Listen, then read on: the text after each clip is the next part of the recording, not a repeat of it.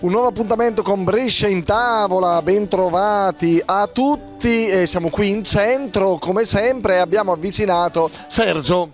Ciao. Ciao Sergio, piacere della tua compagnia. Tu Sergio sei bresciano? No, io sono bergamasco. Va bene, puntata finisce qui, dai. No, pensa che qualche annetto fa abbiamo realizzato anche un format intitolato Amici, sai, durante il 2023 era l'anno dei Brescia Bergamo Capitale Cultura. Okay. Allora ci eravamo inventati questo giochetto per cui ai bresciani chiedevamo cose dei bergamaschi e i bergamaschi a Bergamo facevamo domande sui bresciani. Quindi insomma ci sta questa esatto. simpatica rivalità. Da quanto tempo sei a Brescia, Sergio? Allora, sono a Brescia dal 2017. Insomma, ti avevano cacciato da Bergamo. No, perché mia moglie è bresciana.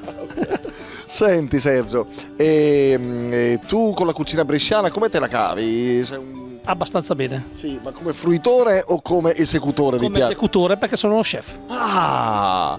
Beh, ma allora ragazzi, ma non sei il primo che troviamo durante queste nostre scorribande culinarie. Quali sono i piatti da chef che ti escono, che facevi più volentieri? Insomma? Allora, il coniglio alla bresciana, i casoncelli bresciani, anche se conosco bene anche i casoncelli bergamaschi, poi il pesce al cartoccio di lago. Quindi Una cosa abbastanza sofisticata. Ma a proposito, scusa, una curiosità mia. Che differenza c'è tra il coniglio alla bresciana e il coniglio all'ischitana? Allora, il coniglio alla bresciana non ha il pomodoro e le olive come il coniglio all'ischitana. Questa è la differenza principale. Quindi Il Mediterraneo, giustamente. esatto. Ho capito. Va bene. Dove vivi? Qui in centro? No, abito sul lago di Seo. Sul lago di Seo. Bello, si sta bene. Insomma. Esatto, sì, molto. Senti Sergio, guarda, pensa che la ricetta di oggi proviene proprio da quelle parti, dal lago di Seo, zona Iseo Franciacorta. È il nosetto di zucca.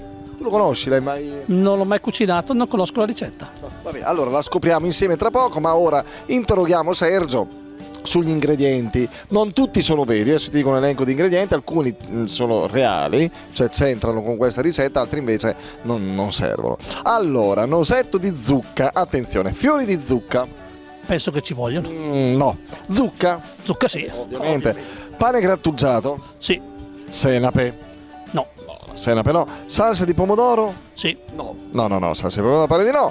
Parmigiano grattugiato? Sì. Questo lo incontriamo molto spesso. Latte? Sì. Sì. Gorgonzola? No. No, gorgonzola no. Amaretti? Sì, ci stanno. Sì, ci sta. Ce li mettiamo. Ci mettiamo, sì. Sì, ci sono infatti. Burro? Sì. Spezie? Certo, per forza. Pepe, sale, sono spezie. Va bene, Sergio, è stata davvero una piacevole sorpresa, sigla e vi raccontiamo il nosetto di zucca. Ma che bontà, piace al ricco e anche al paesano. Polenta, schiedo pure il baccalato, che forma e sa la nostra.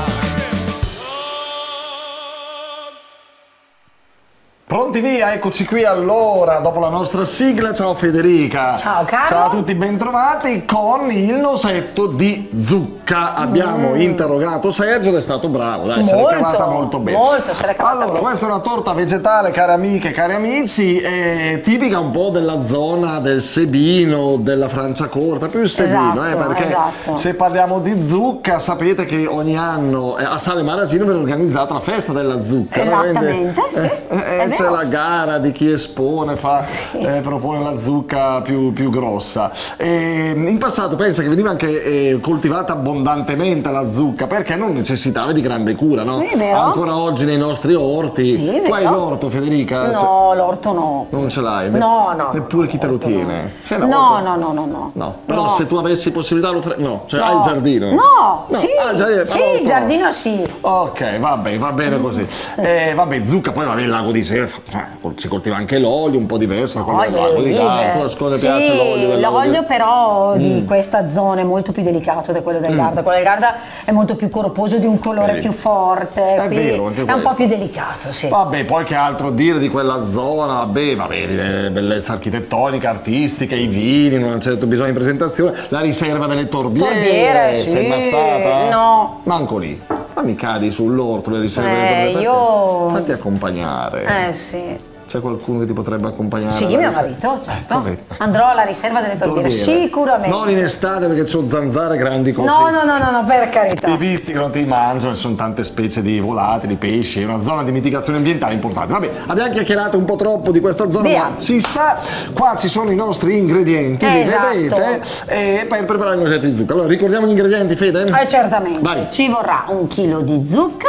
Questo è più di 1 chilo, Sì, circa, poi insomma l'andiamo a pesare, verrà cotta, Esatto. quindi poi avremo del pane grattugiato, del parmigiano, molto attenti, del latte, degli amaretti e del burro a pezzetti e poi delle spezie, insomma un po' a sentimento, spezie, sale e pepe. A sentimento. Allora, ecco, questi sono i nostri ingredienti, poi le quantità le vedete indicate in schermo, in grafica e poi ovviamente, insomma... Ci sarà un procedimento che è semplicissimo, certo. È una torta vegetale. Sì, è una torta vegetale. Non troppo perché è troppo dolce. Effettivamente, sai che poi dalle parti del Mantovano si fanno i ravioli e con la zucca, i casoncelli. Ma dico la verità, pure io personalmente non sono molto amante perché c'è quel dolce, però ovviamente per carità c'è chi invece l'apprezza molto. Anzi, tantissimo, c'è chi ne va matto, ne va ghiotto. Soprattutto da quelle parti. Va bene, allora questi sono i nostri ingredienti, cara Federica, avete visto che sono molto semplici ed economici e vediamo ora come si fa. Procedimento semplicissimo, dovremo cuocere in forno la nostra zucca che una volta cotta dovrà essere schiacciata con una forchetta. Sì, la polpa poi quando è bella cotta è morbida, quindi quando è morbida si schiaccerà con una forchetta. Amalgheremo il pane grattugiato, il formaggio, il sale, il pepe, le spezie e quindi anche il latte. Tutto insieme? Sì, in una terrina, ecco, vedete come in una terrina amalgheremo tutto. Come si sta facendo, lo vedete anche la nostra lavorazione, non è difficile. Metteremo tutto in una teglia da forno precedentemente imburrata, chiaramente, oppure con della carta da forno. Un pochino di burro così. Sì, imburrata con un po' di farina oppure carta forno, insomma. Soliti metodi per mia falatacà, bravissima. E una volta stesa la faremo cuocere a 180 gradi. A sua doratura per circa, adesso quando la superficie la vedremo che sarà ben dorata, una volta ben dorata cospargeremo sulla superficie, sbricioleremo i nostri amaretti. In superficie poi vengono sbriciolati gli amaretti. Sì, magari in superficie metteremo anche dei cucchiai di latte giusto per amalgamare, per fare una... E poi a fine cottura, un po'. quindi. Sì. A fine cottura, quindi c'è questa... taparia. Buono? Adesso chi parla? Non c'è da parlare, devi parlare tu, stringi il campo su Federica che va bene così. Quindi vabbè, poi si serve ed è buona così. Buonissima. Anche il dolce della zucca e sopra anche il dolce dell'amaretto. Sì, chiaramente qua verrà un pochino nascosto la parte dolce, diciamo, della zucca. Va bene, allora questo è il noccioletto di zucca e gli amici probabilmente della zona del Sebino lo conoscevano già, poi magari ci potete scrivere anche in redazione per dire no, me lo preparo così con questa variante, questo quell'altro, magari invece per qualcun altro è l'occasione per prepararlo la prima volta, va bene? Benissimo. Va bene, allora vi ringraziamo per essere stati in nostra compagnia e alla prossima qui su Teletutto con Brescia in tavola, ciao! Piace al sindaco e al sacrestà, tu caso un 6 e tutto il resto, e cose devi, e tutto a posto.